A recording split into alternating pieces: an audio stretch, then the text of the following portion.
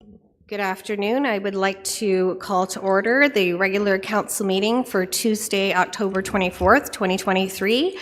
We do have Mayor Elmsley taking my spot on the floor today as part of the leadership and mentoring as the deputy mayor, so thank you. And online we have Councillor Yeo. If you could all help join me in standing for O Canada. Thank you.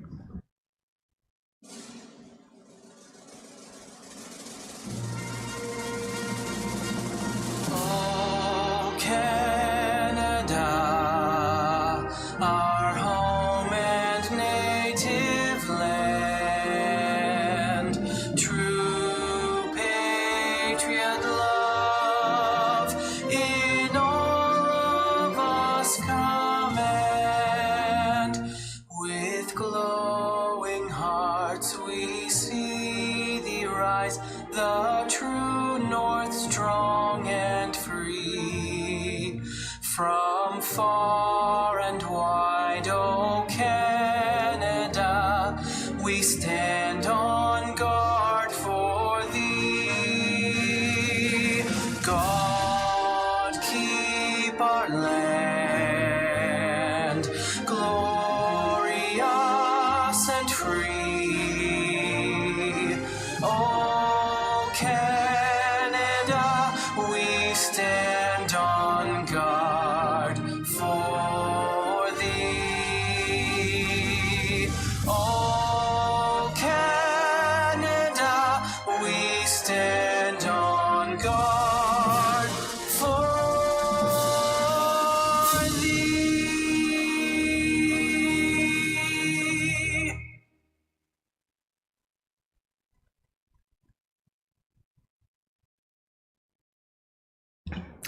Thank you, and if you could join me in a moment of silent reflection.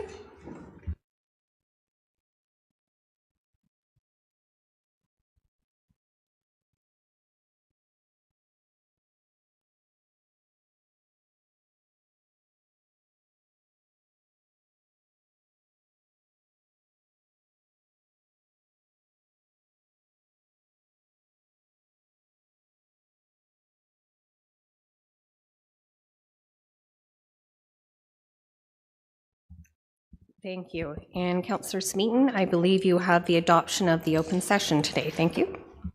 I do. Thank you. Through you, Deputy Mayor.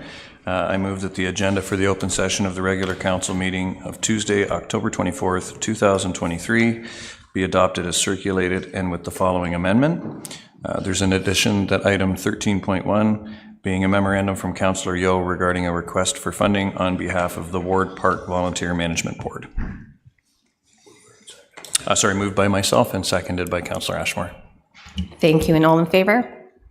And that's passed. Do we have any disclosure of pecuniary interest at this time? Councillor Smeaton? I do, Deputy Mayor. Sorry, through you. I have pecuniary interest for items 11.1.5 through to 11.1.8. Thank you. And we have documented that. At this time, notices and information by members of council. Mayor Elmsley. Thank you, Deputy Mayor. Today we did the City of Kawartha Lakes recognized the Rotary Club and their efforts to eradicate polio throughout the world. We raised a flag and we will be lighting City Hall up with blue lights in recognition of their efforts to eradicate this terrible disease. Thank you. Thank you. Councillor McDonald. Yeah, thank you through you, Deputy Mayor. A few things. I think I mentioned the last meeting there, I had the opportunity to go out and see the live fire training out there. Mr. Chief Jones took me out there. It was a great training. For all the full-time, part-time, and the volunteers. I think it's just exceptional. It was very interesting watching them do this training, and kudos to you for getting that, get in there, bringing in that CCAN. Second one is the BIA. We had the Harvest Moon Festival downtown BIA. Weather wasn't the best, of course, but I tell you, they did a great job. So it still brought a lot of people out there, and the downtown looked great. So kudos to the BIA. And also went to the 31st anniversary of the Lindsay Sports Hall of Fame. And you're going to find this very interesting. We got a lot of talent in the city of Kawartha Lakes, and I'm going to just mention 3 of them or 4 of them here. We have Claus Anderson, actually from Omimi, sports photographer. This is 42 years of covering NHL hockey, NHL games, harness racing, golf, and so on. And he went nationally and internationally. Just a great tribute to living in this community.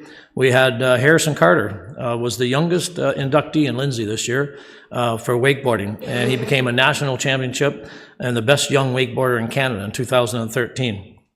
And then we go to Bob Cajun, and in Bob Cajun we had a Junior D hockey team, Ticats, back in 1965-66, won their first All-Ontario Hockey Championship. Several players from this team went on to play pro and semi-pro. And then we had a resident from Woodville, Denise Harris. She was the first figure skater from this area to obtain her gold medal skates and dance freestyling skills. She even taught power skating to a few NHL hockey players in her 30 years of coaching. And then the last one is Mr. Wayne Hunt from Pontypool.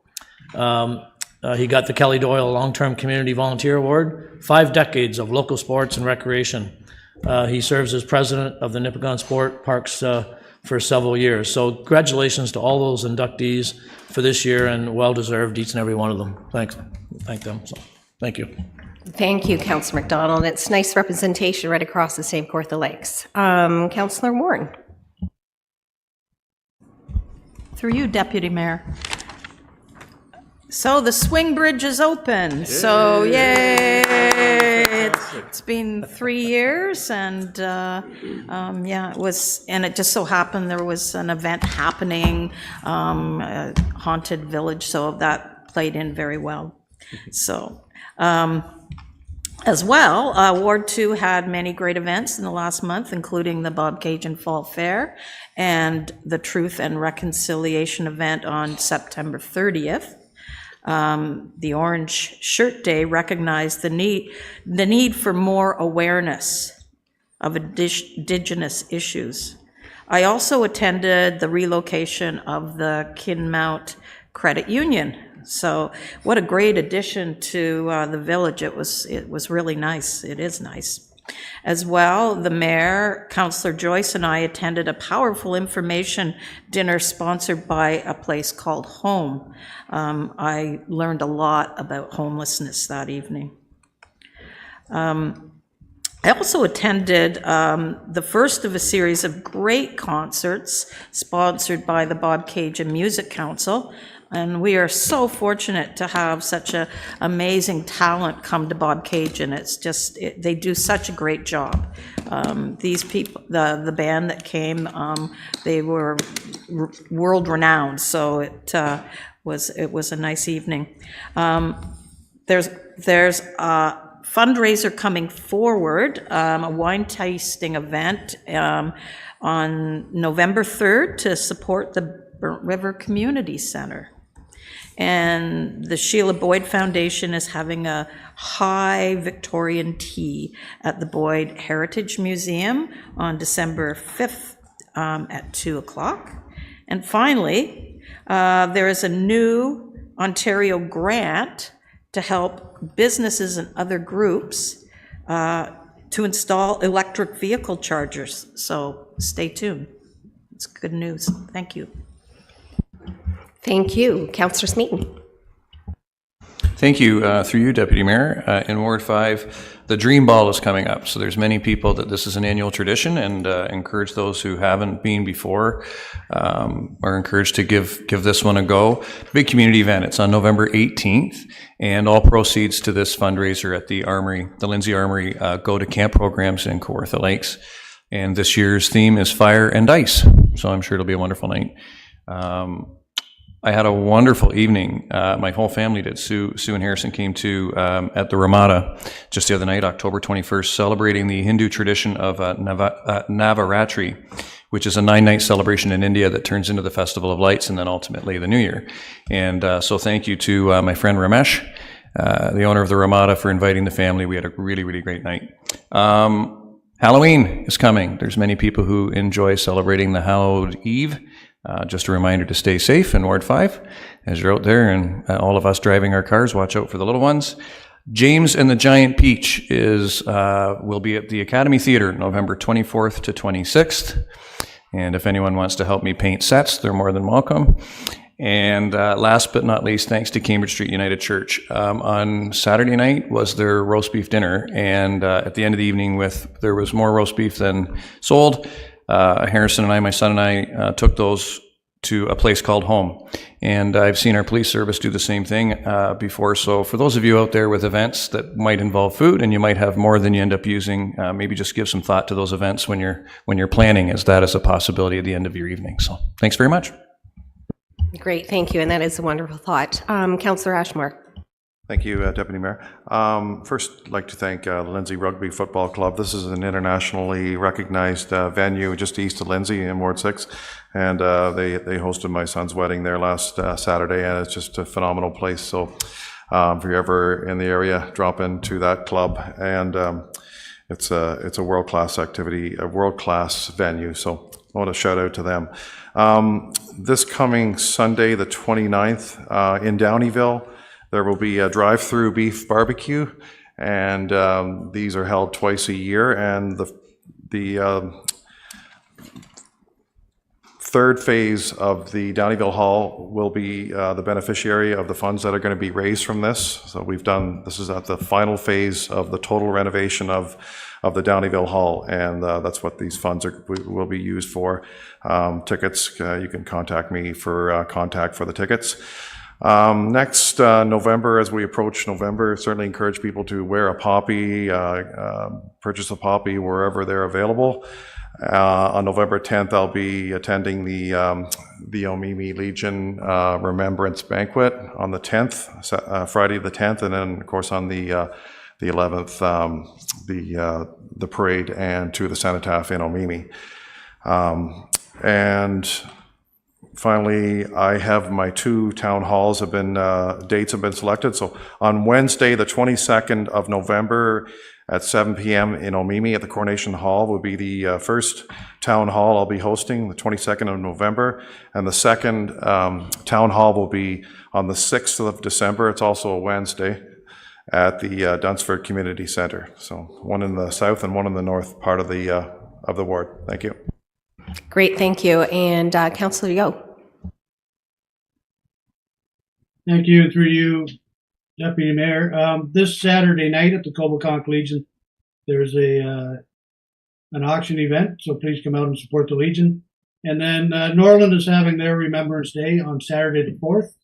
So if you're not able to make it on the 11th for some reason, wherever you happen to go for Remembrance Day, by all means come on the 4th, and they do theirs a week early because Coboconk does theirs on the 11th. So feel free to come to Norland and enjoy Remembrance Day, and even do it twice. Thank you.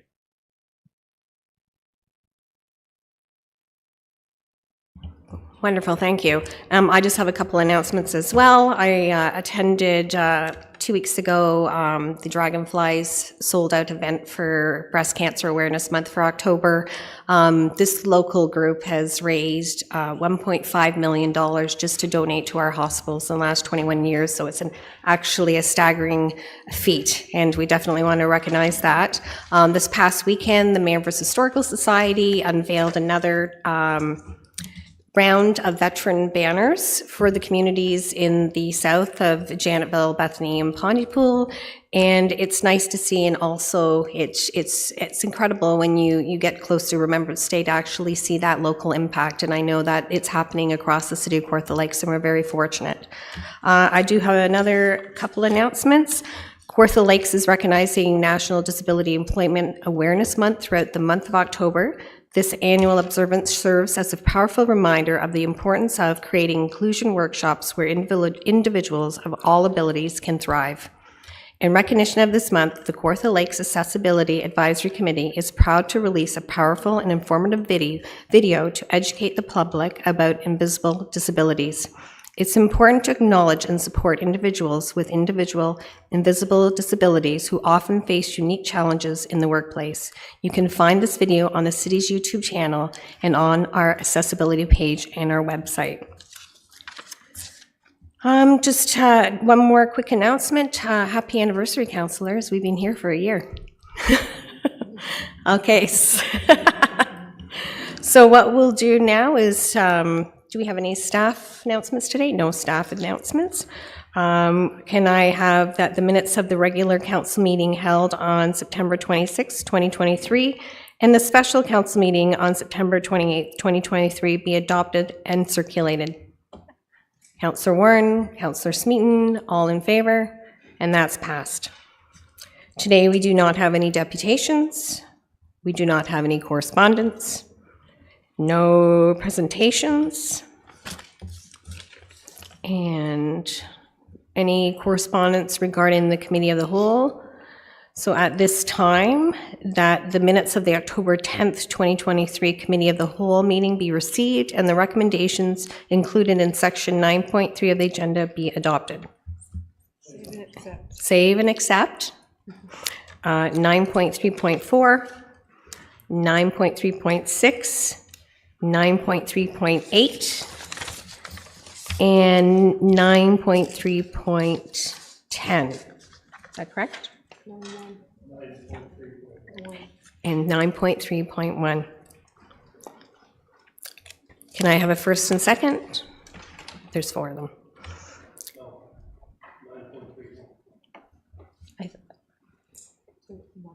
Okay, let's start this again, okay? 9.3.1, 9.3.4, 9.3.6, 9.3.8, and 9.3.10.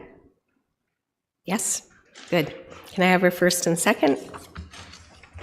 Councillor McDonald, Councillor Ashmore, all in favor? And that's okay. So let's move to our first one. It's Councillor Warren, 9.3.1. Through you, Madam Deputy Mayor, I have a resolution that the deputation by Daniel Reid regarding a request for a license agreement for a fence encroachment adjacent to 31 Main Street, Bobcaygeon, be received, and that the request be referred to staff to consider a license agreement that addresses municipal liability and operational requirements. Do we have a seconder on that? Councillor Perry? Do we have, we have some conversation. Mayor Elmsley? Your light was showing. Did you want to speak?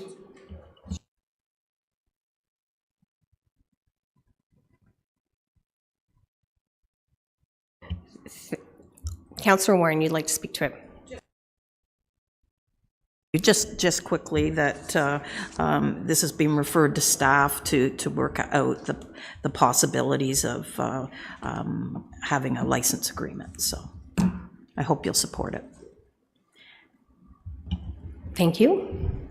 So all in favor? And that's passed. Councillor McDonald, you have extracted 9.3.4. Yes, through you, Deputy Mayor.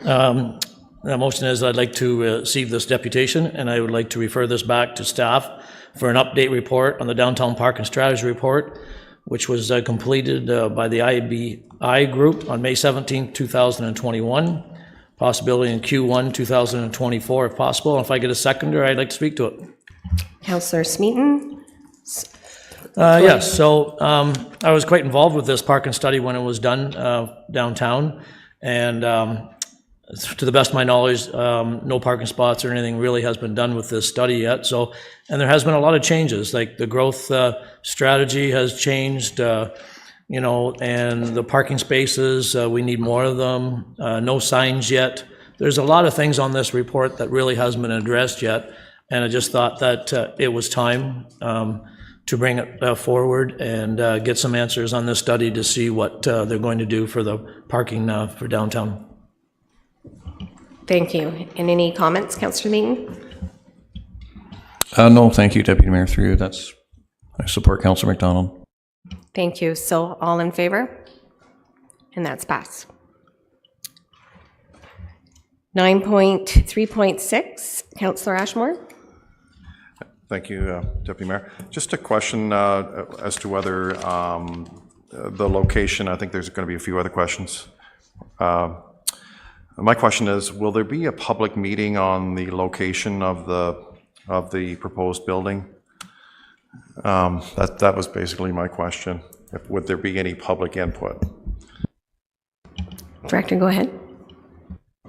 Through you to the councillor, as I discussed earlier with him prior to the meeting, this is not a city-led initiative. So from that point of view, we are not bound to the public consultation perspective. The request has been made for funding to support a community-wide initiative. However, building on that, there has been consultation done through each of the providers at the steering committee, who is leading this initiative, as well as the housing needs review. We conducted a full service provider survey this summer and an actual people with lived experience survey that fed into this. So there has been significant input to date, but given the fact it's not a city-led initiative, there won't be such a thing as a public town hall meeting. If the partner who's leading forward on the Integrated Care Hub chooses to do that through their board, that is part and parcel of their decision. Okay, thank you. Thank you. No other questions? Oh, Councillor Smeaton. Thanks, Deputy Mayor, through you. I just had to, just following up on that, and Director Faber was clear with me as well. So I just want to articulate, because this is not a city-led initiative, it's a community partner that's leading this initiative. Answer to constituents when they say, do you know where it is? An appropriate answer would be that it's not our real estate to interfere with. This is something that's being done by other people, and that it's an initiative we support financially if and when the time comes. Would that be the fair way to word it to constituents? I do get that question. I want to make sure I say the right things. I think that's a good overview. Director, did you want to comment? No, I would agree with that. It isn't our led initiative. Certainly the lead agent, it's their real estate deal acquiring property to support this service for the greater constituents of Kawartha Lakes. Thank you. Can I have a mover and seconder as printed? Councillor Perry, Councillor Warren, all in favor? Passed. Thank you. We have 9.3.8, Councillor Warren.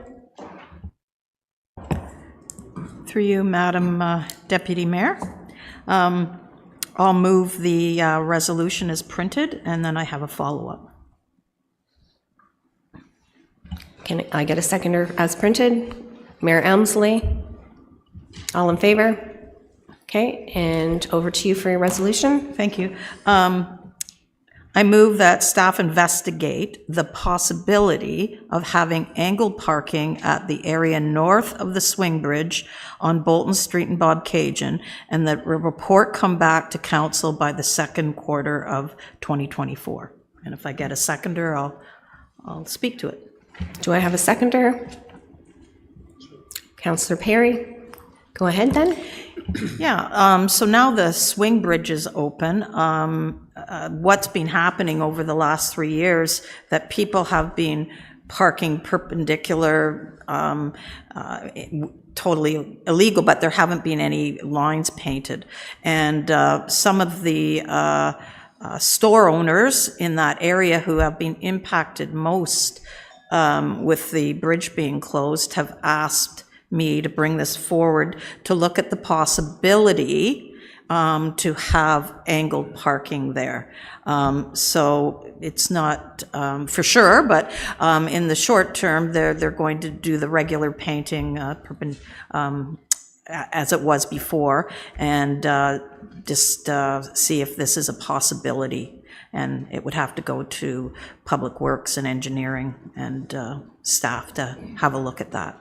So it's just looking at the possibility. Any questions from the floor? Councillor Smeaton. Thank you, Deputy Mayor. Through you, I had a good conversation with Manager Sloan, and I also have proposed change to 9.3.8.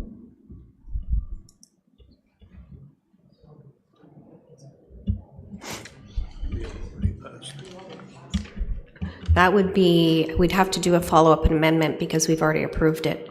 Oh, sorry about that. I just fell asleep at the switch there. Sorry, I've discussed it with him. So could we do that, please? Okay, so we'll deal with that first. Follow up there, and then he could follow up again if there's another item that he wants. Okay, we're going to follow up after the follow-up. Okay, Councillor Ashmore. Thank you, Deputy Mayor. Through you to Councillor Warren. Would there be any public meetings with the businesses before they decide on the angle parking, or has it just been a few businesses, or would the whole downtown Bolton Street be canvassed for their opinion? Through you to the counselor? Well, it's just the few stores that are impacted on the north of the bridge. So it's not, no, we're not going for angle parking all the way down Bolton Street. It's just that one little strip. So I'm envisioning maybe 8 spots. It will increase the parking if that does work out. So it will help the businesses that were mostly impacted during the 3 years of the bridge closure, and it was very difficult for them because there was no through traffic. So it was a request from them.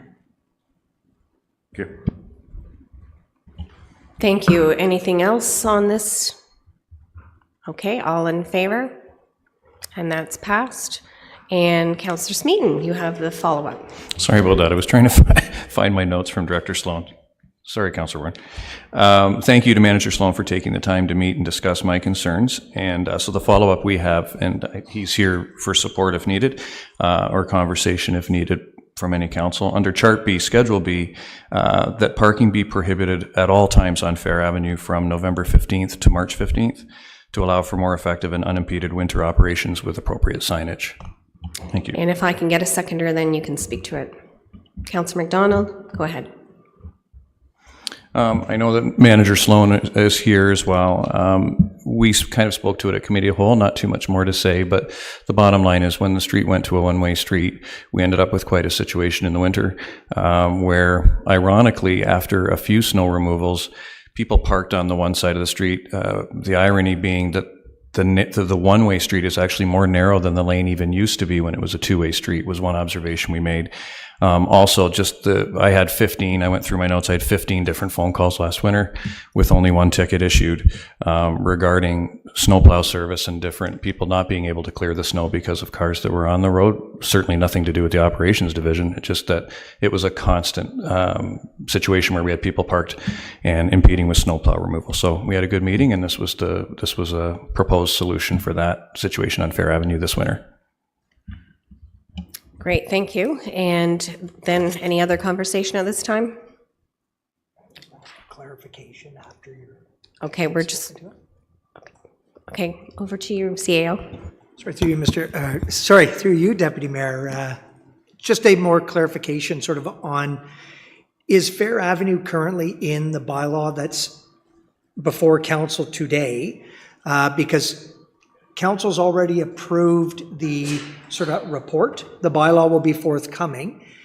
I believe you're proposing an amendment to the bylaw.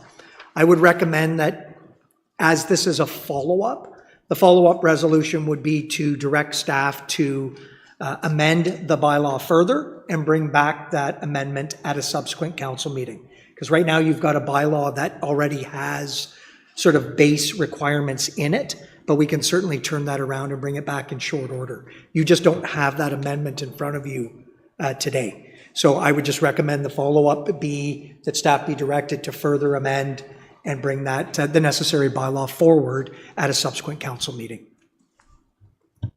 Does that work for you? Certainly an education for me, thank you. I would just make sure if it's okay that Manager Sloan and Mike, with him here, that he's hearing that, and I know he'll be comfortable with it. Obviously, it's coming from the CAO. I just want to make sure that his and my future conversations connect to this conversation. I see a head shaking, and Councillor McDonald, you're fine with the change as well? Yes, I am. Just to support Councillor Smeaton. I was with the plows this year, and we went down Fair Avenue, and it was quite a mess. So I'm just here to support Mr. Smeaton. I think it's a great direction, recommended further to the amendment for the bylaw. So if I cannot have, Councillor Warren. Through you, Madam Deputy Chair. I just realized that Mr. Sloan was here, and I failed to say what a great job he did over the weekend helping me out. Thank you. Well, thank you for that, and I'm sure Manager Sloan feels the same way. So with this change, is all in favor? And that passes, so thank you.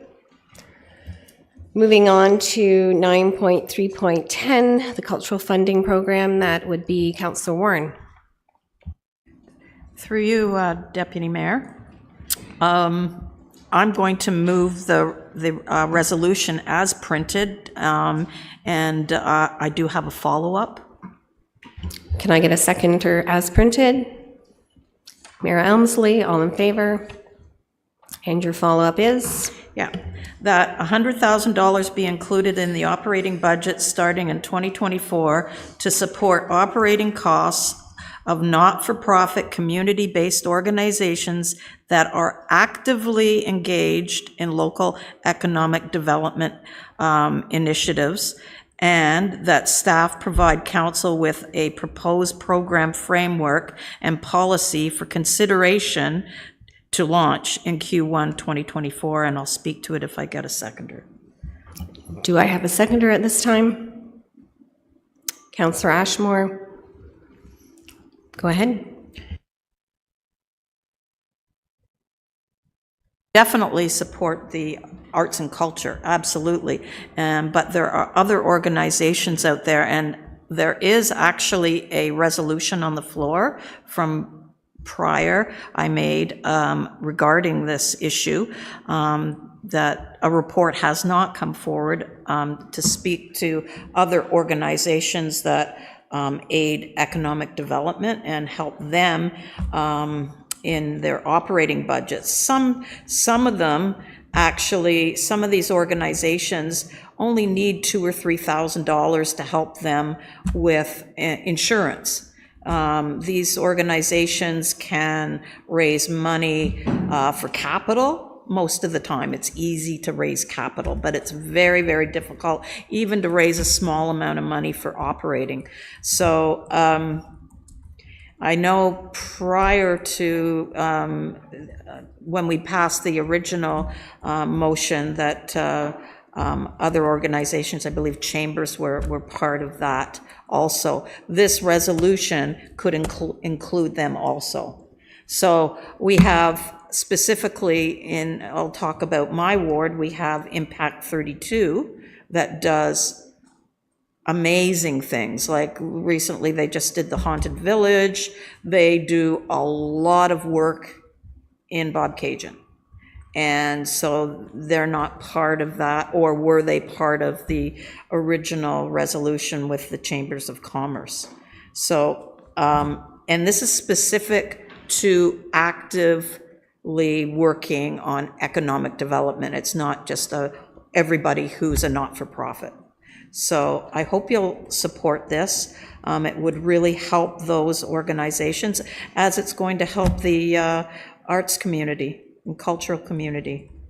Thank you. Okay, we have a few questions and comments. Councillor Smeaton? Oh, seconder. Yes, sorry. Do you have any comments, Sure. Councillor Ashmore? Yeah, these are not-for-profits, and they're actually job creators as well. Like they're smaller non-for-profits, and they do sort of get left out sometimes. And then there's lots of organizations that do great work. Impact is one of them, and many other ones throughout the city. So you know, I think it's, to be fair to them, this would be a good addition. It would really help them out. Mayor Emsley. Thank you. Question to the mover. You're proposing an additional 100,000 to the 200,000 that's already in the arts and culture budget. I am. Could I suggest that we recommend that this go as a decision unit for the 2024 budget rather than passing a motion? Through you, Madam Deputy Mayor, can I ask the mayor? So are you saying also the economic development, the arts and culture funding too as a decision unit, or? No, Which it's is already already in, passed. it's already in the budget, I believe. It's just Right, $100,000 extra, I think should go as a decision unit. I won't accept that, sorry. Councillor Yeo. Yeah, thank you, through you, Madam Chair. I wholeheartedly support the initiative. And the magic words for me in there were Chambers of Commerce. I know we did it last year, and I really wanted it to be going every year to help the chambers because they do so much in partnership with the economic development in the city, and they are true ambassadors. So I do support the motion, but I will await with bated breath for the what staff brings back as far as who can access it and the parameters around that, because there is the one little fear of you say not for profit and all of a sudden we'll get swamped with not for profit. So it's going to have to come back with the foolproof layout and how not for profits, including chambers, can access the funds, and of course caps and all that kind of stuff on it. But I do support the initiative. Thank you. Thank you. Do we have any comments at this time? Mayor Elmsley. Thank you. I appreciate this sentiment, and including the chambers is certainly an important role. However, knowing what our budget pressures are and knowing what else is going on, I don't see how we're going to get a report back prior to budget deliberations in order to get this into the budget for 2024. So I would think it makes more sense to deal with it at budget deliberation than to try and get a report back from staff. So for that reason, I don't believe I can support the motion on the floor. Councillor Smeaton. Thanks, Deputy Mayor, through you. The only thing I had down worthy of adding is the same, what my comments were. We're heading into one of the more difficult budgets we're ever going to have. I'm speculating. And I just see this as I see it as only a decision unit. I don't know how we can be adding things to the budget through this process when we're weeks away from our budget, and we've been asked by tomorrow morning to submit our decision units. To me, this one is a decision unit worth hearing, by the way. It might even be one I fully support, but that would be where it goes as opposed to today, or else I guess we could start entering all of our decision units in today, find a spot on the agenda where they kind of fit in nicely and do that. And I don't mean it in any other way except that, to me, we're asking $100,000 of operational budget, and our draft budget has been prepared. The time to have got this in for a budget decision, I think, would have been, we would see it in the binder if it was done months ago, and it's not. So to me, I'm just not sure how it can't be a decision unit. Thanks. Thank you. Councillor McDonald. Yeah, through you, Mr. Mayor. Yeah, I kind of agree too with Councillor Yeo there. I'd like to see the foolproof application process first before to find out how this money is going to be presented to different nonprofit organizations. So, and that's going to take some time. So I think that we should push that out for the decision group to make that decision along with this foolproof application of how it's going to be put out to everybody. I think we need that first before I'm going to vote for any type of dollars going out anywhere. Thank you. Councillor Yeo, are you wanting to comment? Your hand's still up.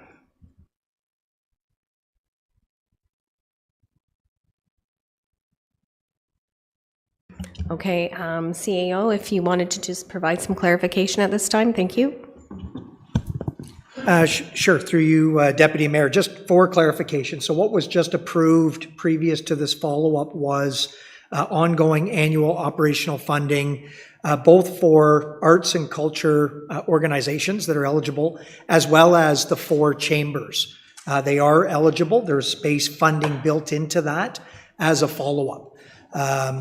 So that's already been approved by council. Any sort of expansion to that program would be for groups outside of those 2 different categories, which I understand is what the review is for, and what the budget is established for economic development and tourism-related operating expenses for not-for-profits. But the chambers have already been incorporated into the current program ongoing annually that you have just approved.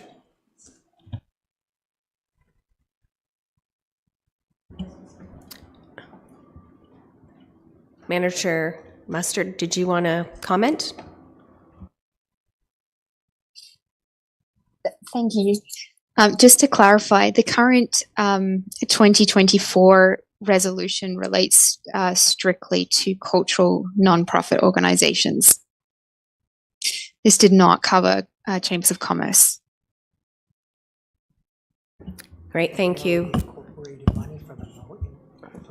Oh, okay, so I have a couple more questions on the floor here. Councillor Warren. Through you, yes, as Rebecca has said, that wasn't part of it. So I thought, okay, we can encompass chambers of commerce, and then there could be maybe also some money for the other entities that are specific to economic development. It's not all just not-for-profits. It's targeted to that area. And, you know, maybe tourism, whatever that brings economic development into the municipality. But I'd be willing now, as Madam Chair, can I accept the mayor's motion, friendly amendment? I will take his friendly amendment now to have it as a decision unit for the 2024 operating budget. Thank you. And Councillor Ashmore, you're okay with those? That's fine, yep. Okay, so I think I'll just finish, I guess. You want to finish up? Be the final, yeah. I just think this is a fair thing to do. I'd already made this resolution before, and a report has not come forward. So that's why I'm doing this. And it will help those entities that bring economic development to our municipality. I just think it's a win-win way to go. So I hope you'll support it. Thank you. Councillor Ashmore. Just to add to that, a lot of these communities, they don't have the benefit of legacy chest funds like Lindsay, Bobcaygeon, Fenelon Falls. Omemee benefited. They spent theirs on a major project quite a few years ago. But also the chambers of commerce. When you talk about chambers of commerce, I'll give you an example. Lindsay Chamber of Commerce, it covers a huge area from, for example, Manila, everything on Highway 7, from Manila to Oakwood to Lindsay, Omemee, Rayboro, Dunsford, Downeyville, so it's to Fowler's Corner. So, I mean, it does a huge area, and those are the ones that are missed. So we'll see what we can do at budget time. We're all clear on the resolution today regarding the ask being moved as a decision unit? Okay, all in favor?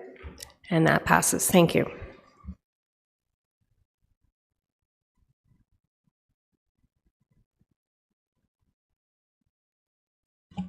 All right, we'll move into the Planning Advisory Committee. Any correspondence? And at this time, we have one extraction, and that would be 10.3.4, and that's Councillor Ashmore. Thank you, Deputy Mayor. I talked to Director Hawley about this, and so when I watched the meeting, the planning meeting online during this, when this came up, and it was mentioned that it was waterfront, but it's actually not waterfront. But maybe if Director Hawley could sort of reiterate what he had explained it to me, that there's a difference between waterfront and designated waterfront. Maybe you can explain that, because it's a little bit confusing to me, but I always thought waterfront was waterfront on the water, but apparently waterfront is not on the water sometimes, so I'm not getting into the, it's going back to staff, but maybe if you could just clarify that, because that does come up the odd time. Certainly, through the mayor to the councillor. Waterfront in this case refers to the designation, so it's an area. So that includes lots that are directly on the waterfront, as well as, in this case, a number of backlots on the south side of Rose Street. It's typical throughout the city that we have sort of the designation includes the lots that are directly on the water, as well as the backlots. There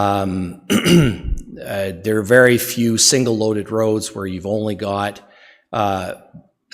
just pure waterfront lots. So in this case, and in most cases, it is an area, a band around the lakes that includes both the waterfront lots as well as some of the back lots as well.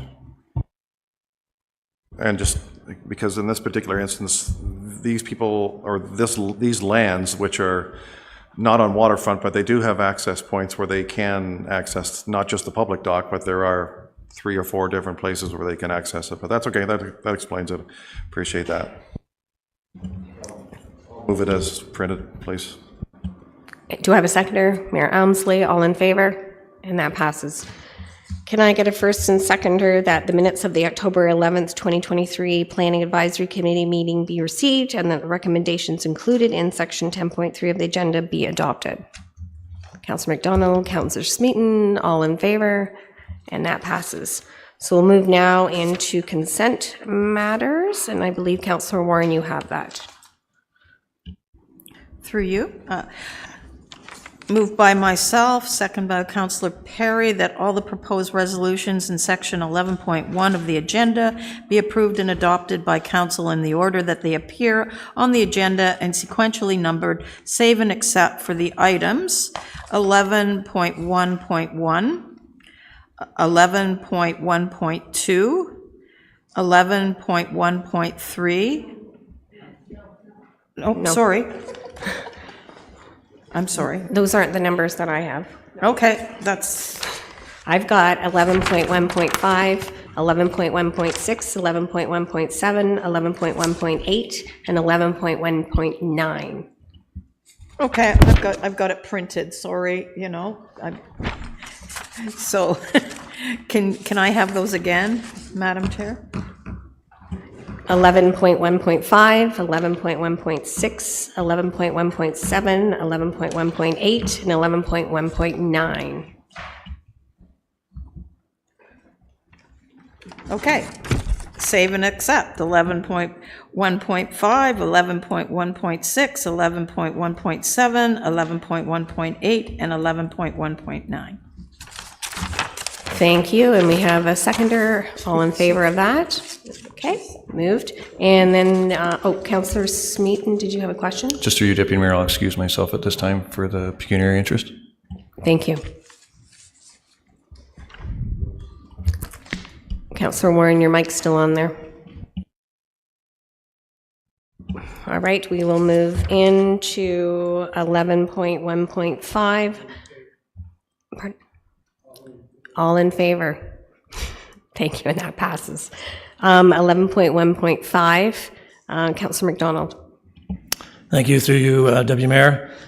Actually, one point, there's 4 of them are all the same. But anyway, I got a motion that the report on ED 2023-50, the objection to the proposal heritage destination for 11 John Street, Town of Lindsay, Queen Victoria, be received, that the staff be directed to engage the school board to address the matters raised in the objection, and that the necessary designation by bylaw be brought back forward to the regular council for a meeting. If I have a second, I'll speak to it. Have a seconder? Mayor Elmsley, go ahead, sir. Yes, thank you. And all 4 of these are the same, so when I say this speech once, it'll be for all 4 of them. So I talked to Emily Turner, and we discussed the objection that came from Trillium Lakelands. Daniel, he was a senior manager of facility, and there's a couple issues that needs to be addressed concerning the Accessibility Act and the cost of the building of the compliance. And there's a few items I think that can be resolved. And all I'm asking for, and Emily agrees with me that, because he hasn't had a lot of feedback from the school board, but I think we should give them the opportunity to speak about these four. So all I'm asking for is that she wants a little more time to talk to the school board to address the matters with this objection. And if I could ask to have the other three included with this because they're all the same, 11.1.6, 11.17, and 11.1.8. They're all exactly the same thing. Thank you, but they all do have to be done separately. They all have to be some, okay. All right, so I'm at 11.1.5 then right now, so. And we have a seconder on that, so all in favor? And that's passed. So I don't think you need to go through the same spiel, but you can go through them one at a time. Okay, so the report for 11.1.6 is just the proposed heritage designation for 240 Kent Street West, Town of Lindsay. Central Senior Public School be received, that the staff be directed to engage with the school board to address the matters raised in the objection, and that the necessary designation of bylaw be brought forward to the next regular council meeting. Do I have a seconder? Yeah. Councillor Warren. And I do have a question from Councillor Ashmore. Thank you. Just a point. Just a bit of information. So this came to the Thursday, October 5th meeting of the Kawartha Lakes Municipal Heritage Committee, which I'm the council representative there. So we went over, they objected to these being designated as historical, and Emily Turner had a lot of difficulty getting any feedback. They didn't respond back to her questions, and which was frustrating because we talked about, they call it FCIs, facility condition indexes. They look at all these schools, and the following schools were Alexandra, Central Senior, King Albert, Leslie Frost, Parkview, Queen Victoria, all and Lindsay, potentially on the closing list. So this is where it's a little more complicated than it looks. These potential schools are potentially being closed by the Trillium Lakeland School Board. I'm not saying that they made a decision because right now there's a moratorium and it's not lifted. So there's still a moratorium on these school closures. That should apply to Lady Eaton, but that's another story. But these ones here, they really need to get back to us, the Trillium Lakeland School Board. So let's hopefully this motion will help and get them to the table so we can talk to them. Thank you for those comments. I do see Emily Turner on screen. Did you want to provide any information at this time? Yeah, just to follow up on Councillor Ashmore's comments, as he mentioned, we've had a lot of trouble getting the school board to engage. I'm happy to work to engage the school board more before those bylaws come forward again to council and before they're passed. Under the Heritage Act, we do have to either pass a bylaw or not, so we have to sort of get on that, but I can spend the next month trying to engage with the board. Obviously, it's the staff preference. If we engage with everyone's happy, we figure out the issues, but just so council is aware, the board has not been particularly receptive to coming to the table, so we'll kind of do our best, which maybe is not quite the answer that one might like, but certainly we can make those overtures to the board to engage on this particular issue. Thank you very much for those comments. Councillor McDonald. Yeah, thank you through you, Deputy Mayor. I agree with you also full-heartedly, Emily. It's just that this notice of objection is here, and I think with your ability to go out and resolve these issues, which I think they can be, and I guess if you don't get any response in the next month, then we move forward, and that's kind of the reason why I'm giving them this a little bit of leeway to see if we can resolve these issues. Thank you. And we have a first and seconder on 11.16. All in favor? And that passes. 11.17, over to you, Councilor McDonald. Okay, that the report ED 2023-052, objection of the proposal heritage designation of 49 Glenelg Street West, Town of Lindsay, King Albert School be received, that the staff be directed to engage with the school board to address the matters raised in the objection, and the necessary designation of bylaws be brought forward to the regular council meeting. And do I have a seconder? Councillor Ashmore. I think we've just made that very Yep. clear with the last two, so all in favor? And that passes. And the last one, that the report of ED 2023-53, the objection of the proposed heritage designation of 65 2nd Street North, Town of Lindsay, Alexander Public School be received, that staff be directed to engage the school board to address the matters raised in the objection, and the necessary designation of bylaw be brought forward to the regular council meeting. Thank you. And a seconder? Mayor Elmsley. All in favor? And that passes. Thank you. And Clarify. Next,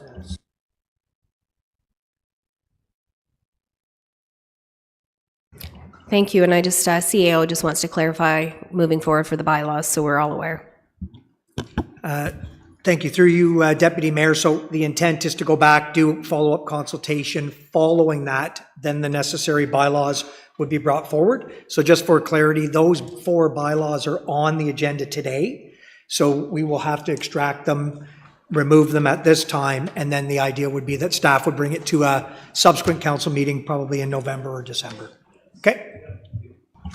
Thank you, and that works. Okay, so our last extraction is 11.1.9, and that's Councillor Ashmore with the compensation policy amendment. Thank you. And, oh wait a minute, start. I gotta bring Councillor Smeaton back. Sorry.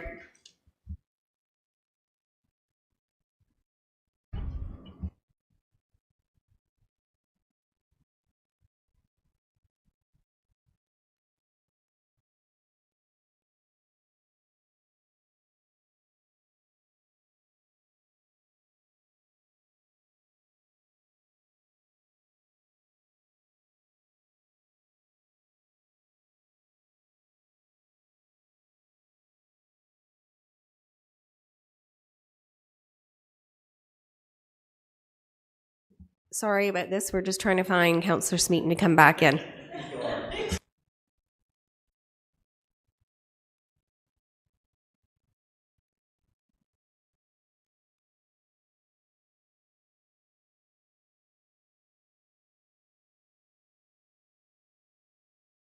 We have a search party out right now, so just stay tuned.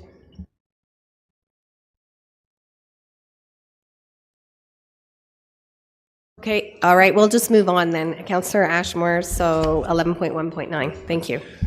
Thank you, Deputy Mayor. Just a question to Leanna, to Ms. Patterson. On this, there's a couple of things. Have we costed it out, the cost as well? And I had another quick question after that. Through you. Go ahead. Through you, Deputy Mayor, to the councillor. We have costed out some models if we were to apply the changes that we're proposing in the policy, yes. Do we have a number, or is that something that's dealt with in closed session, or is that for what it's going to cost? Through you, I think that would be for a different conversation. Okay, fine. And the other one was when we're hiring, we talk about hiring people, new employees, and I'm pretty sure this is pertaining to this, so if I could ask it, if it's appropriate. I get, not just me, but other people will say they don't get an acknowledgement that they've put a resume in when they're putting in for an application. Do we get in touch with people and at least acknowledge that we received an application for employment when we're hiring? Through you to the councillor. No, we do not make contact like via email or phone call, but it's an automated system which you apply through and you would get an acknowledgement, an automated acknowledgement. So how many, is there any way, we could at least contact them, a person, a staff member can contact people? Or is that just the way we've always done it in the last 10 years, whatever, that we just didn't contact them and they put a lot of effort into putting this resume in and they don't hear it all, they don't get any updates, but either yes or no, that they were hired? Yeah, through you to the councillor.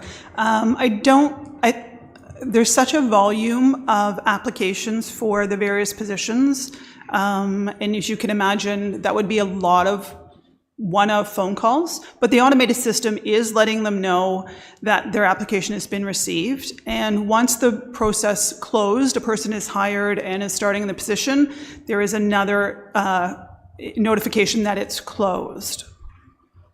Okay, that's fine, thank you. I'll move it as printed. Thank you. And do we have a seconder? Moved as printed. Councillor Perry. All in favor? And that passes. Thank you. We're going to move into the petition process right now. 12.1, the petition regarding a four-way stop at William Street North and Elgin Street, Lindsay, be received. And I believe Councillor Smeaton, you wanted to speak to this?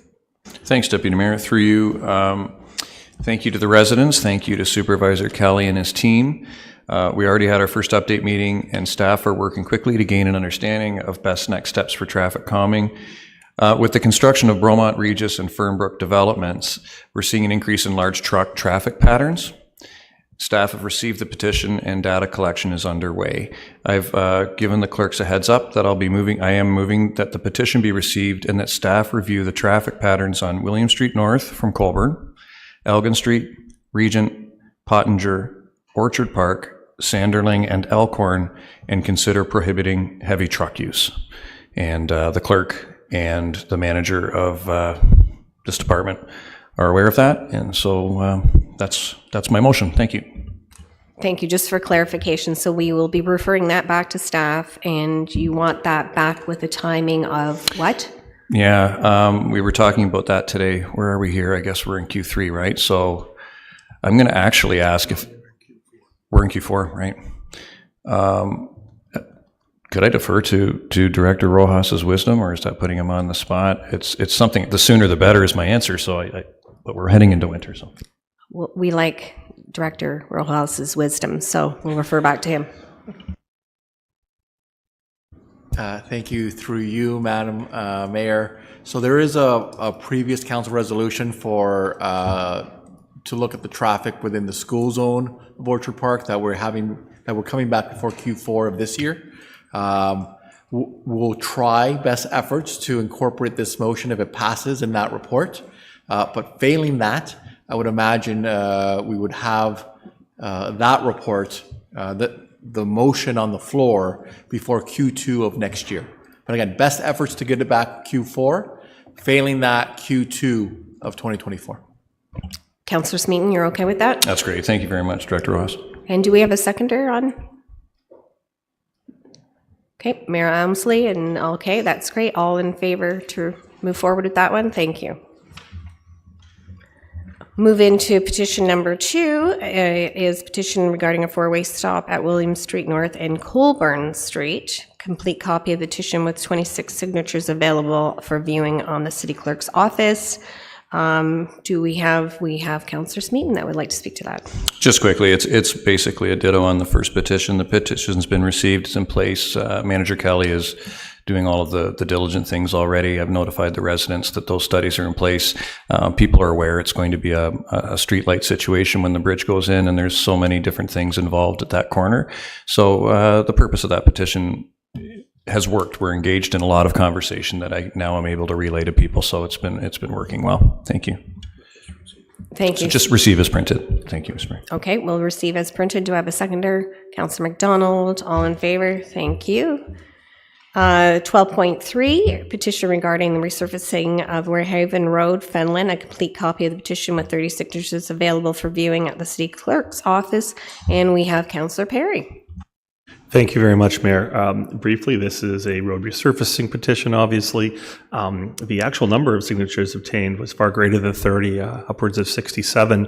There were some paperwork issues, but that is the actual number that were obtained. I want to make sure I acknowledge the presence in the gallery of Steve Frame, resident of Wrenhaven Road. He and Debbie Frame have been working with their local residents to bring this petition forward. So I'd like it to make a motion, as I circulated to council earlier, to receive the petition rather, and that Wrenhaven Road be deemed a decision item for consideration in our 2024 upcoming budget deliberation process. Thank you. And a seconder, Councillor Warren, move that as to be referred back, as you said, as a decision unit. So all in favor? And that passes. 12.4, petition regarding the resurfacing of Golf Links Road. Fenelon, a complete copy of petition with 31 signatures available for viewing at the city clerk's office. And, oh, we have engineering here. Do you still, Director Rojas, would you like to speak? Thank you, through you, Madam Deputy Mayor. Just for clarification, Warehaven Road was identified already in the gravel orphan program, or the gravel conversion program, whatever you want to call it, in 2023. So it was a 3-year program. It's fully funded already. So that road was already on that list. So we could defer it to the decision unit for 2024, but it's already previously approved as work to be done within the next 3 years. We are, and I could answer this at budget time as well, we are bringing a report forward January of next year for an update on the orphan gravel road program to do 2 things. One is to see how year 1 went and which roads we converted from gravel to hardtop. And part 2 would be to revisit the remaining roads and adjust them as required. So that report is coming in January. But for the 2024 budget, it's previously approved already. But that will be answered again at budget time. Thank you. Councillor Perry, you're fine with that? The motion passed, and we will revisit it as with the advice from Director Rojas. Thank you. Thank you. And it's, like it said... Oh, I thought we just voted on it. My apologies. Well... In the next 3 years. Sure. I was in the process of working with staff to ascertain the status of this road as recently as this morning. So the update with regard to being funding is just being announced now, that it is indeed funded, which is good news in terms of moving forward. I would still like it to come back as a decision unit, as Director Rojas had mentioned, so we can consider it to be done next fiscal year, given the petition and the urgency that is required for this road in consideration with other petitions that we have brought forward for bumping up in the 5-year plan. I think the motion was already approved for that 12.3 for budget. As a decision unit. Right. Excellent. That's where I was getting mixed up. So what do we require an additional vote? Nope. Thank you. We're talking about Golf Links Road now. Thank you. All right. It went a little quickly there. Just a second, Councillor Ashmore, if I could speak to this as my motion for the petition of Golf Links. Right. So to clarify, though, Director Rojas's comments were on Wrenhaven, correct? Thank you. Okay. Things are making more sense now, at least to me. Thank you. So for Golf Links, Golf Links Road, this is again a petition with the majority of Golf Links Road by far from the president of the Sturgeon Point Association, the Residents Association there, by Catherine Medici. Again, with this petition also come a request for this petition to be adopted and to be received, and that Golf Links Road, in addition, petitions were being prepared for Irene Avenue and Henry Street in Sturgeon Point. So I would, my motion includes those 2 roads as well, so that Golf Links, Irene Avenue, and Henry Street be forward deemed decision units for consideration in the upcoming budget process. Thank you. I would have to have a seconder on that. Councillor Ashmore? And Councillor Ashmore, do you have a comment? Just a question, please, through you to Director Rojas. You mentioned the program's called gravel conversion. Is it also called low volume roads conversion? Or are there 2 different programs, or is it just all one program? Because it's a great program, but just wanted to clarify that. Yes, through the Deputy Mayor, it's the same program. People call it different things. It's a low-value gravel road or orphan gravel road, or it's the same 3-year program that was funded through OSIF funded back in 2023. Okay, and also finally, how much do we have in that? Can we get more, do we need more money from the budget to get into it, or is it you mentioned that funding, like, where do we get the majority of funding for that program, which is a great program, but we need to keep the money coming into this program. Director Rojas. Thank you. Through you, Deputy Chair, or Deputy Mayor, it was fully funded through OSIP funding. So as it currently stands, we don't require any additional monetary money. However, the January report will address that as well. It'll address where we are in the 3-year program, what roads have been done, what roads are on deck to be done within the next 2 years, and what the funding implications are. All right, thanks. I had a few I might put on in the next decision unit, but these ones take priority here that were dealt with today, but that's good, thank you. Thank you, and I think that sums it up, and I'm sure that there'll be costs associated with that decision unit as well. So we do have a first and second on that, so all in favor? Oh, and we passed. Councillor Warren, you have a question. Sorry, it already passed. Councillor Ashmore asked if that could be expanded, so that cannot be expanded through you, Deputy Mayor, to Mr. Rojas? We haven't approved it anyways because we were too fast, so we got to redo that anyways. So go ahead. Thank you. Through you, Deputy Mayor. So the report will have several recommendations, right? It'll look at what was passed, what was approved by the past council.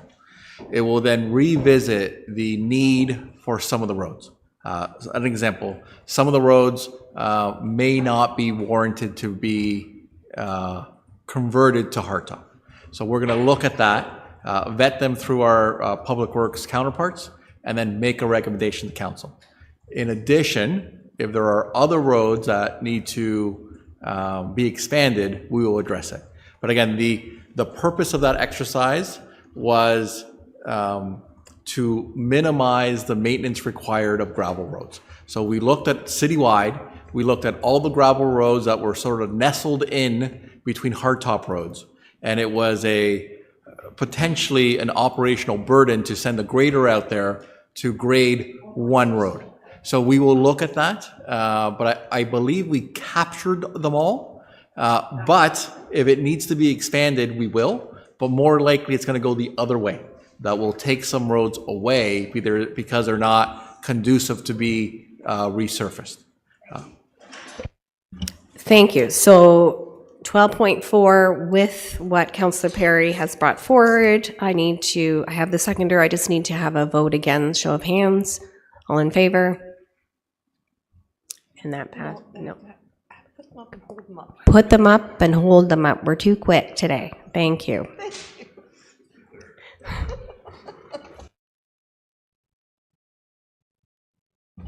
And Councillor, okay, so we have other business at this time. We do have the 13.1, the memorandum regarding funding on behalf of the Ward Park Volunteer Management Board. That's Councillor Yeo. Thank you, Madam Chair, and through you. Good news story. The Chamber of Commerce, as you all know, was able to get a $150,000 Trillium grant to put an outdoor rink in Norland, much needed chattel, I guess it'll be, up there. And just the start of what's going to be a really exciting skating rink and stuff. So this is to get the base and stuff in for it and some boards up and stuff. And of course, with it comes expense. And there is the Norland Dam Reserve that was created when the power dam in Norland went in, and the mayor at the time, Rick McGee, and I negotiated to get some money every year from that power dam. So it's a 40-year project, and that money to be used in Norland and namely at Ward Park. So this is a perfect opportunity to tap into it for the first time and help them get this rink done. So I hope you'll support the memorandum and release up to $45,000 at this time. Thank you. Thank you. Do we have a seconder on receiving that memo? Mayor Elmsley? All in favor? Keep your hands up. And that passes, thank you. We're going to move into bylaws, and Councillor Ashmore, I believe you have that. I do, but do we have a list of the extractions so I can write that down? Please. We do, just hold tight.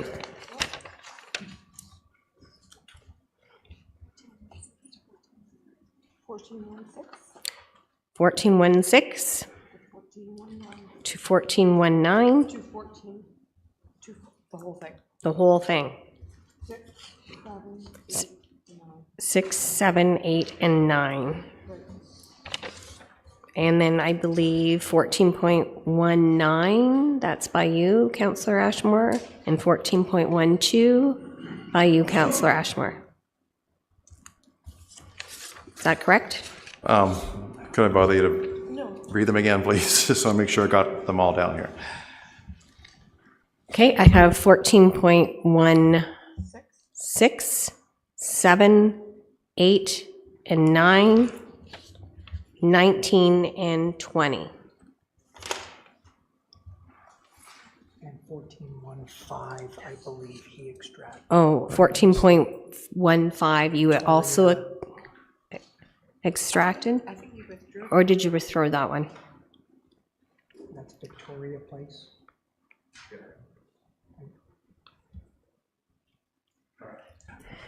Okay, I'll see if I get these all right. Moved by myself, seconded by Councillor Smeaton, that the bylaws shown in section 14.1 of the agenda, namely items 14.1.1, 2, and including 14.1.20, save and accept, 14.1.5, 14.1.6, 14.1.7, 14.1.8, 14.1.9, 14.1.19 and 14.1.20. Be read a first, second, third time, passed, numbered, signed, and corporate seal attached. All in favor? Okay. So our first extraction then is 14.1.5, so that's you, Councillor Ashmore. Thank you. I guess my question is, through you, Deputy Mayor, to maybe Director of Public Works. In the community of Victoria Place, there's 215 homes just south of Bobcaygeon, approximately 450 people, close to 475 people. This subdivision was started in 1978, completed in 1983, and there's a lot of different intersections there. However, there's never been any real need or any request for stop signs. I know stop signs are important, but it's very, very low speed area in that community. Some people want them, some people don't. However, I mentioned to the association that, and Manager Kelly, engineering, said that the stop signs were available. And I mentioned this to the executive who represent the people there, the residents, that if they want this, but the executive said that, made the decision that they didn't want to have these stop signs installed. So my question is, without stop signs, could we put like yield signs or something that would, you know, what is it? Is there a bylaw, or is there the law saying that we have to put these signs in if they don't want them? Because I don't think that majority of them didn't want them, but, you know, we'll go either way. But I just wanted to know what the process was from start to finish, because, you know, I had people ask me in Victoria Place, like, what are we doing at these intersections? And I couldn't get an answer. It took me like a month and a half to get an answer between engineering and public works. So that's got to be rectified down the road into another community. What happens so the councillor can relay the message and the information back to the people. So getting back to my first question, through you to Director Robinson, are stop signs the solution to this community, or can we just put yield signs, for example? Director Robinson? Through you, Deputy Mayor, to the councillor. So going back to where this started as a request from operational staff to review the safety and concerns in the subdivision. We work with our peers and counterparts in engineering to review and perform warrants on what's needed there. I believe the recommendation coming from that group is that stop signs be installed. Options for alternative signage, alternative traffic control in there would be a consideration of our traffic group. So that would be through Joe Kelly. So could ask Director Rojas to speak to potential changes in direction there, but ultimately we do want to see appropriate controls there to ensure the motoring safety of the motoring public. Director Rojas.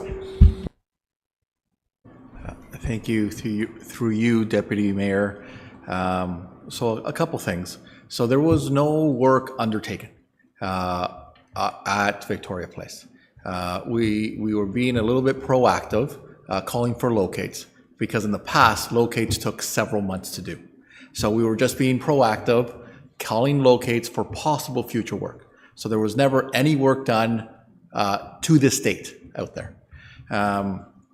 We do, from time to time, we have a lot of older neighborhoods in Kawartha Lakes, and it comes up where there is no traffic control at a intersection, whether a T intersection or a cross intersection, and we recognize those. We recognize those and we do an assessment and we bring back a report to council to control those intersections.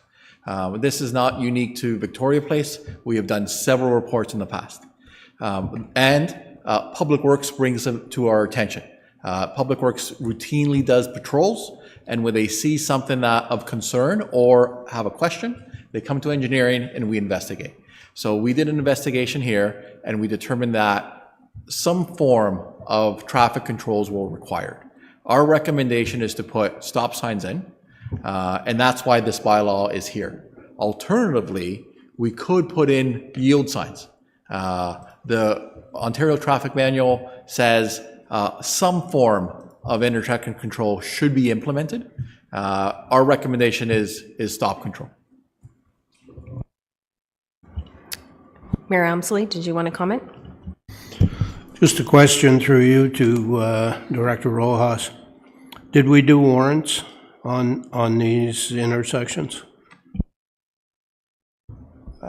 Through you, Deputy Mayor, we did an investigation. So we identified uncontrolled intersections. So again, it's more of a liability issue. If there isn't an accident there, no big deal. As soon as an accident happens on an intersection without controls, we're at risk. So the fact that nothing has happened is great. We just want to protect the liability of the city. Now, it's not we're not recommending a full always stop, right? The through lane will still have no stop controls. It's the side streets that are proposed to have stop controls.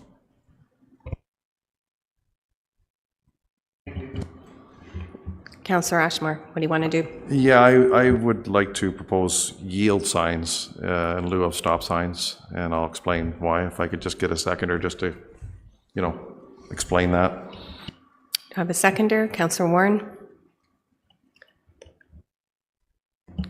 Okay, yep, that's fine. So, Councillor Ashmore, you want to explain? Yeah, thanks for the seconder. Yeah, I think this would be the best way to appease the whole community. It's certainly it puts drivers on alert, but like the issue has never been internal. It's always been on, of course, Pigeon Lake Road, where they're going 80, 90, 100 kilometers, and we're dealing with that out there. But there's never been a call for actual stop signs at all these streets that go off Old Surrey Lane.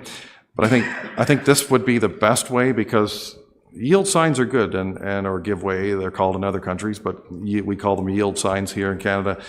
I think this would be the best way, because it would be, you don't make a full stop and people are cognizant of their surroundings, but a yield sign does help, and I think that would be the best it covers all the bases here, and I think that would be the best fit for this community here, Victoria Place. Thank you. And Councillor Warren, you want to speak to it? Yeah, I seconded for conversation. So debate. Know the area quite well. I'm just, the question to Mr. Rojas, Director Rojas, if there was an accident, you were talking about liability, so yield versus stop. So would that have a part to play in any liability question? I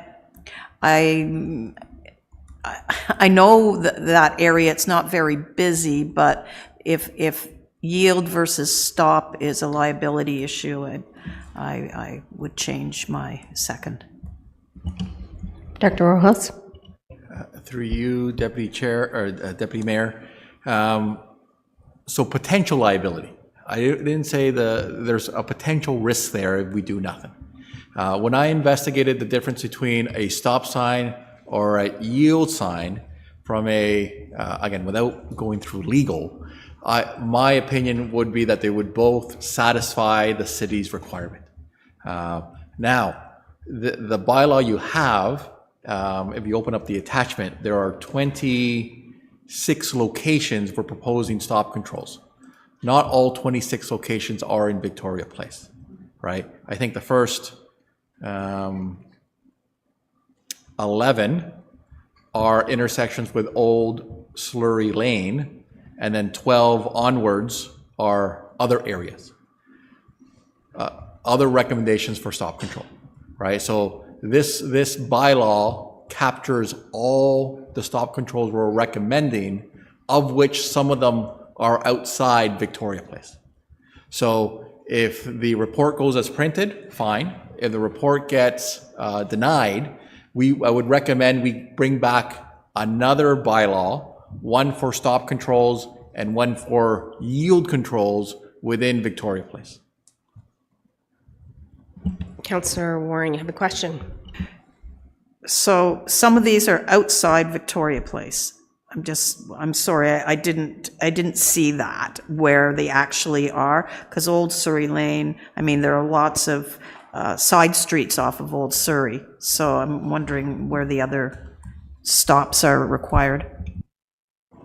Through you, Deputy Mayor, if you open up on the agenda, if you open up the attachment, there section 2 of the bylaw, it starts at 2.00, and then from 2.01 down to 2.26 lists all the stop controls being recommended.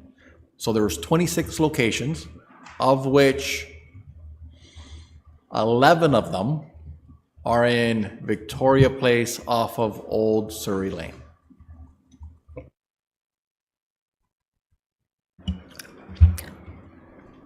So what do you want to do here? Because I know I have some in my ward that I'm fine with.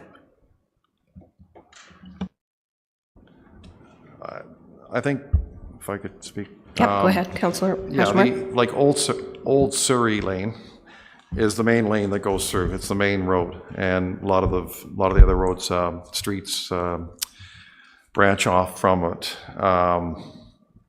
They're not all listed here, but Port Colony Road, Captain's Corners, Sail Vista Road. I don't see Sail Vista, but oh, there it is there, okay. Forest Harbor Trail. Those side streets would be a good fit for the yield signs, and perhaps the Old Surrey Lane, the main thoroughfare that goes through the community, would be a good fit for the stop signs. I'm just wondering through you to the director if that would be a good solution. Director? Through you, Deputy Mayor, so my recommendation is if council does not want to pass this bylaw as is, reject it. And then staff will bring back 2 separate bylaws, one for yield controls within Victoria Place, and then one for stop signs everywhere else. That would be the cleanest way to do it. Or approve the report as is. One of the two. Thank you. Those are good directions. Councillor Smeaton, you had a question? Very quickly, just my understanding, back to the yield conversation, am I right that this bylaw is for stop signs? Sorry, to Director Rojas. Is this bylaw not for stop signs that are at the single approach of a T, each of them? Correct. Okay, so that, I don't understand, so there's that. And then an always stop would have warrant requirements that are set out by the province, correct? Correct. So really, this is to speed up response time and just reduce the resources required. That's the entire purpose of this bylaw. Would that be correct? Correct. Okay, thanks. Thank you. So Councillor Ashmore, where do you want to go? I would like to actually meet staff there, because this is where it should have started in the first place, where we had a conversation before this all began, and we wouldn't have to do all this over again. So, but anyways, we are where we're at, and I think that we need to do this right. So I wouldn't mind coming back to this in another month or whatever it is, just back to staff, and we can reformulate where exactly we're going to have the stop signs and the yield signs. That's just my liking here. And Councillor Warren, you did second it, so what's your thoughts? I'm going to pull my second. I mean, maybe there should be a resolution to send this back to staff. Simple. There seems to be a lot of conversation at this time, and I think Director Rojas has fleshed out the fact that if he could streamline it so it would be a more workable or project at this time. So at that time, maybe we will extract it and look for a report back in short term. Are you thinking in the next?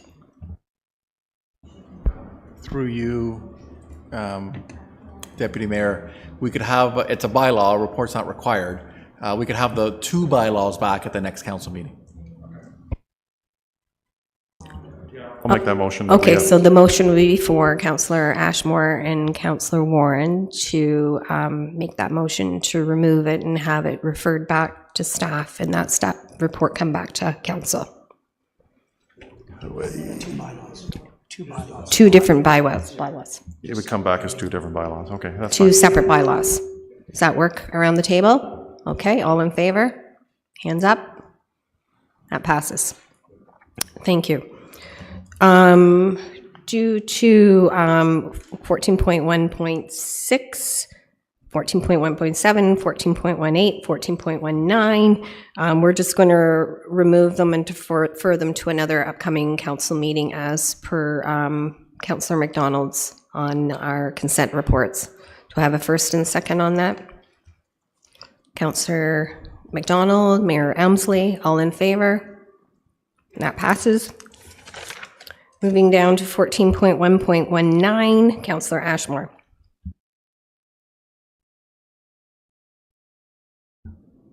Okay, thanks. I think this one here, the one I wanted to, okay, that would be the 14, it's to do with the bylaw, this would be the one. So just wondering if Manager Sloan was still online, or is he is he off? It was just a tidy up of one particular, oh, I'm sorry, I'm ahead of my time.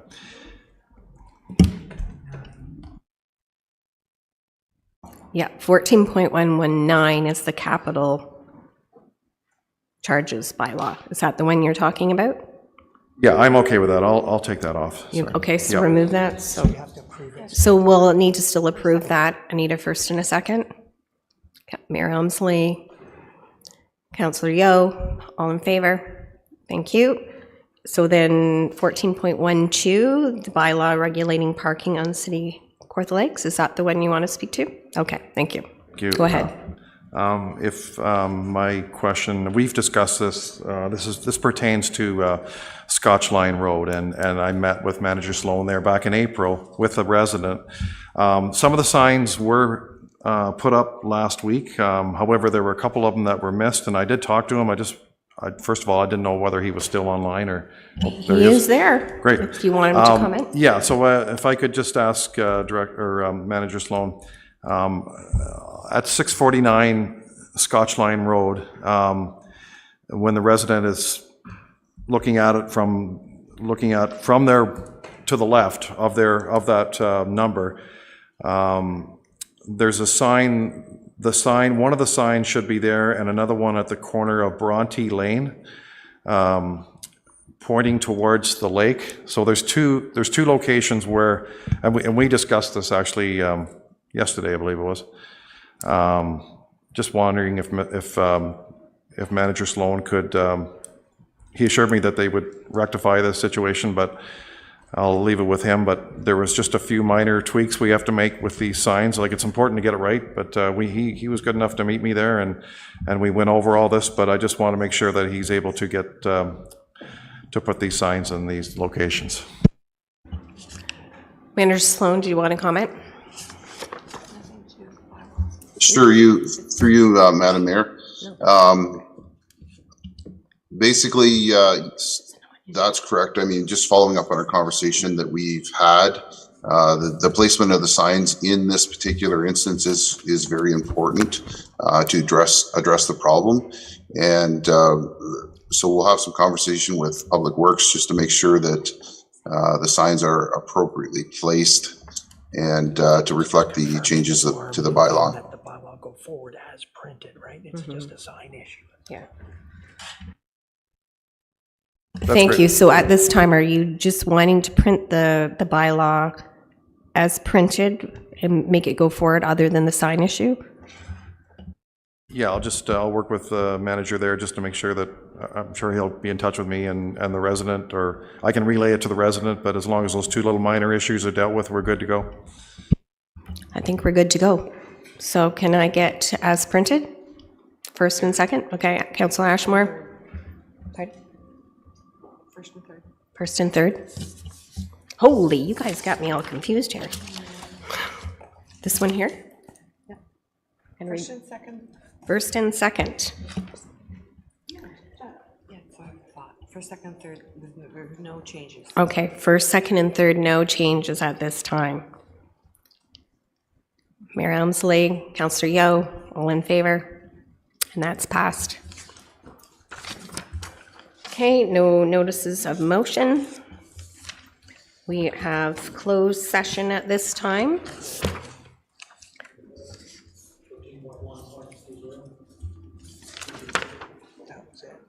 That was it.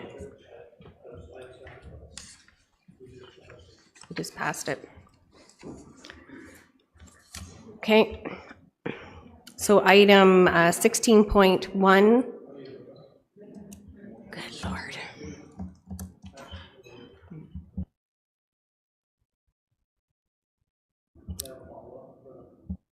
Councillor McDonald, you have a follow-up? Sorry. Okay, so can I talk about 14.120? Sorry, I didn't know that he was...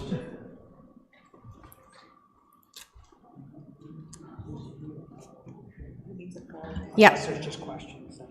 If you need a follow-up motion, unless it's just questions. I have the follow-up motion. Okay. So do I have a seconder then? Councillor Smeaton, go ahead with your follow-up Okay, motion. I'm sorry, I missed that. I was waiting for my turn to come. I need to know what your motion is first. The motion is to, well, I have 3 or 4 items I want to talk about on this thing here. So I need to ask some questions to Mr. Sloan, and if I get the answers that I need, then, well, a motion for what? I want to talk about it first before I make a motion.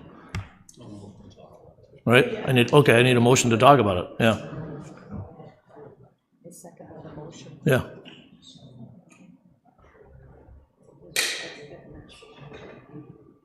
It's simply just questions that you'll entertain.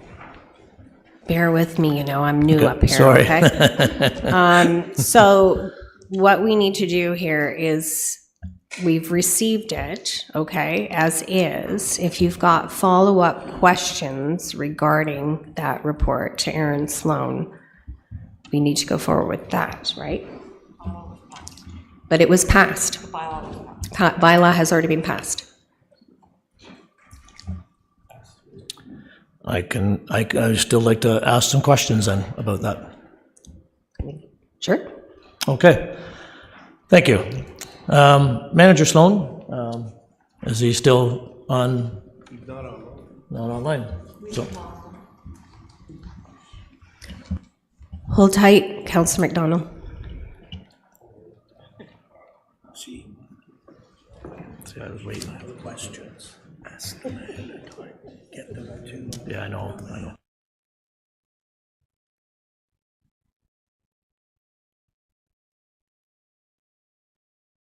You know what? Why don't we take a break right now, and then we can get them back online before we go into closed, okay? So we'll take a 10-minute break. So we'll be back at 2:50. Thank you. Wait till we're offline.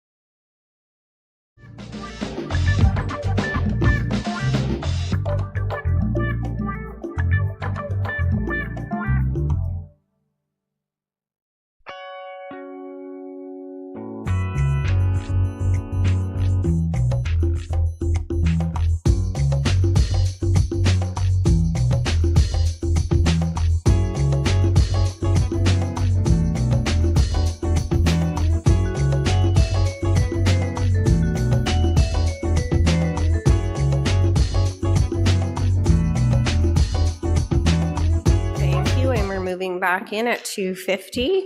I think Councillor McDonald, from my understanding, you're just going to follow up with your questions to Manager Sloan, and the parking bylaw is approved at this time. That's correct. Thank you very much.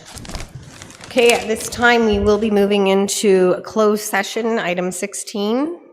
Item 16.1, motion to adopt the closed session agenda. Can I have a first and second? Councillor Smeaton, Councillor Warren, all in favor? That's passed. Item 16.2, disclosure of pecuniary interest in the closed session items. I have one at this time. I will be removing myself on 16.3.6, the bargaining mandate for volunteer firefighters, the verbal report.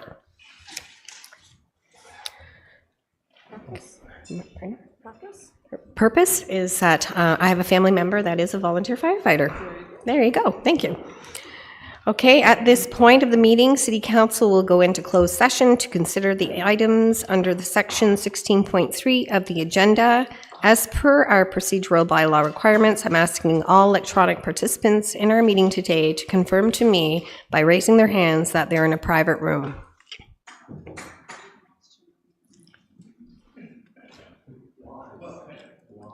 Great, thank you.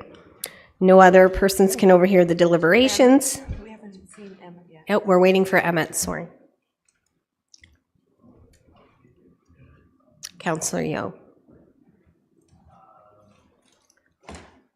No.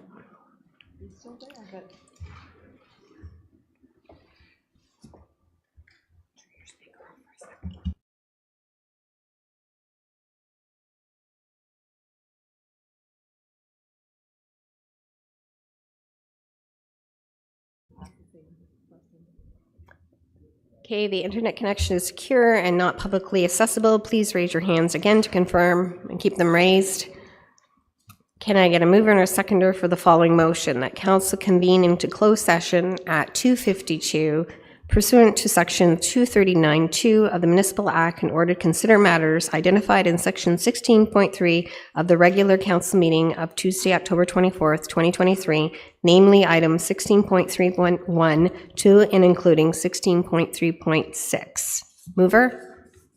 Councillor McDonald, Councillor Ashmore, all those in favor, and that's carried. At this time and point, the meeting broadcast will now end for members of the public watching on Cogeco Cable, the live stream of the meeting on YouTube, and the rebroadcast on Cable and Rogers Ignite will now be temporarily paused for members of the public. When closed session is complete, the live stream and rebroadcast of the meeting will resume to address the remaining open session items on the agenda. All remaining staff, with the exception of the CAO, City Clerk, City Solicitor, are now instructed to leave the electronic meeting and council chambers at this time.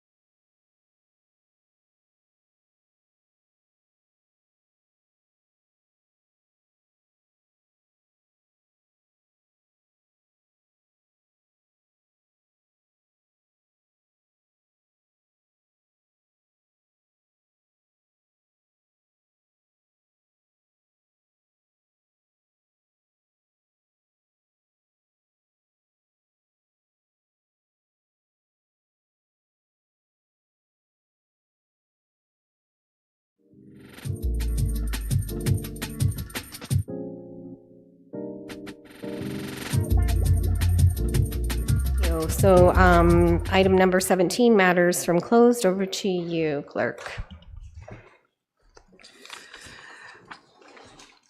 So matters from closed session, no motions required. Item 16.3.1, confidential closed session minutes. The confidential closed session minutes for regular council meeting of September 26, 2023 were approved. Item 16.3.2, the city solicitor presented information to council for its consideration pertaining to an appeal to the Ontario Land Tribunal of the non-decision of the city on an application by Kings Bay Golf Club Limited to amend the official plan and zoning bylaw affecting 27 Stubb Road, an associated application for a plan of subdivision, proposing redevelopment of an existing golf course into 46 lots for single detached dwellings. Council provided instruction to the city solicitor. Item 16.3.3, an appraisal and a counter offer for the road allowance adjacent to 113 Bolsover Road was provided to council. Council provided instruction to staff. Item 16.3.4, staff provide an update on producer responsibility recommendations and waste program fiscal impacts. Item 16.3.5, council provided direction on a license agreement between the City of Kawartha Lakes and Bell Mobility. And item 16.3.6, staff provide an update on the bargaining mandate for volunteer firefighters, QP 5453. Thank you very much. And item 18, in confirming bylaw, Councillor Perry. I have it right here, Deputy Mayor. It's moved by myself and seconded by Councillor Warren that a bylaw to confirm the proceedings of a regular council meeting held Tuesday, October 24th, 2023, be read a first, second, and third time, passed, numbered, signed, and the corporate seal attached. All in favor? And that's carried. Can I have a motion for adjournment? No? I have a point of order, actually, if I could. Just very briefly, I don't know how to, to approach this one necessarily. I made a mistake on the face of the record earlier in my motion and left one street off the list of my motion for Sturgeon Point. When reading the list, it was a simple oversight on my part. I was wondering if I would require a motion to amend that or a revote, simply so that it is it's on the actual agenda and part of that resolution.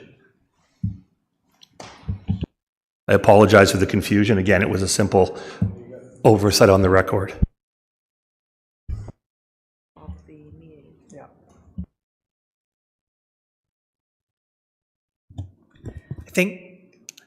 I think because the confirming bylaw has been passed, there's no opportunity to provide follow-up direction in this meeting. If you provide the name of the street, I could take that back and we'll look at it in the context of that petition and the area that you were referring to. That's the plan B. I have a memo for a decision unit drafted just in case, so I'll forward that along. That's perfect. Great, thank you. So we'll do it as a follow-up, sort of outside of the meeting. Whew, thank you very much. Okay. Thank you. So can I have a mover and a seconder for adjournment? Councillor Perry, Councillor Warren, all in favor, and that's carried. Happy anniversary.